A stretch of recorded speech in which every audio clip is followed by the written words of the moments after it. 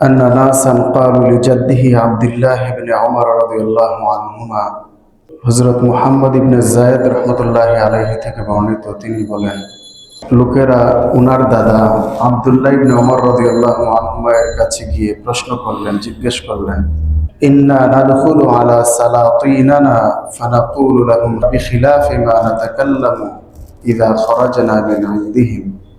আমরা আমাদের রাজা বাদশাহদের নিকট যাই, আমরা তাদের কাছে তাদের মজলিসে বসে যেসব কথা বলি, তাদের থেকে বের হয়ে আসার পরে আমরা এর বিপরীত কথা বলি, অর্থাৎ তাদের সামনে এক ধরনের কথা বলি, বাহিরে এসে অন্য ধরনের কথা বলি। এ সম্পর্কে আপনার অভিমত কি?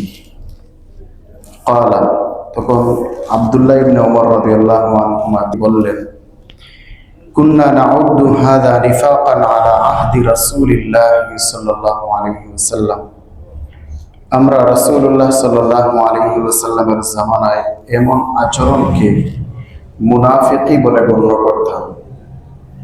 অর্থাৎ এক ব্যক্তির কাছে এক কথা, অপর ব্যক্তির কাছে আরেক কথা, দ্বিমুখী আচরণ, ডাবল স্ট্যান্ডার্ড, সুবিধা ভোগ করার জন্য যার কাছে গেলাম তার কাছে গিয়েই ছাতা ধরলাম, এমন আচরণ, এটা মুনাফিকি আচরণ। রাওয়াহুল বুখারী, এটা বুখারী শরীফের হাদিস। এটা যদিও আকীদাতান নিফাক নয়, আকীদাগত মুনাফিকি নয়। আকীদাগত মুনাফিক যারা, তারা তো কাফের। আকীদাগত মুনাফিক বলতে তিনটা বিষয়ে সমন্বয় ঈমান হয়। একটা হচ্ছে তাসদীক বিল জিনান, আর তাসদীক বিল কলব, অন্তর দ্বারা বিশ্বাস করা। আর একটা হচ্ছে ইকরার বিল লিসান, মুখের দ্বারা ঈমান সংক্রান্ত বিষয়গুলোকে স্বীকার করা। 3 নম্বর আমালুন বিল আরকান, বাস্তবে ইসলামের বিধিবিধানগুলো পালন করা।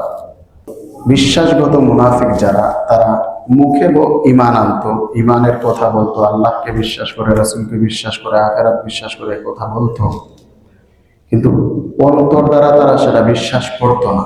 অন্তরে এটা সত্যতা ছিল না। তারা বাহ্যিকভাবে মুসলমানদের মতো করে আমলও করত।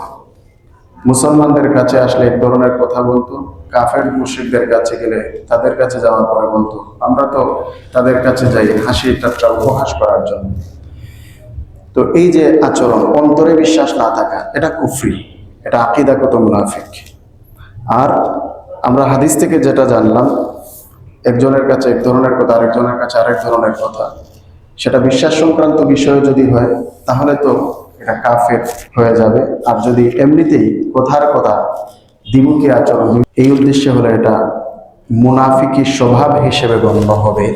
সহিহ বুখারী এবং মুসলিম শরীফের হাদিসে আব্দুল্লাহ ইবনে আমর ইবনে আস রাদিয়াল্লাহু আনহুমা থেকে বর্ণিত হাদিস, নবীজি ইরশাদ করেছেন, আরবাউন মান কুন্না ফিহি কানা মুনাফিকান খালিসা। যার ভেতরে 4টি স্বভাব থাকবে সে খালিস মুনাফিক। ওয়া মান কানাত ফিহি খাসলাতুন মিনহুন্না, এই 4টি স্বভাবের মধ্য থেকে একটি স্বভাব যার ভেতরে থাকবে, কানাত ফিহি খাসলাতুন মিন নিফাকিন হাত্তা ইয়াদাহা, ওই স্বভাব পরিত্যাগ করার আগ পর্যন্ত তার মাঝে মুনাফিকি স্বভাব আছে বলে গণ্য হবে। এই 4টি স্বভাব কি কি? মানে মুনাফিকের স্বভাব আকীদাগত মুনাফিক নয়। একটা হচ্ছে ইযা উতুমিনা খানা, ইযা তুমিনা খানা, যখন তার কাছে আমানত রাখা হবে তখন আমানতের খেয়ানত করবে। ওয়া ইযা হাদাসা কাযাবা, যখন কথা বলবে মিথ্যে বলবে।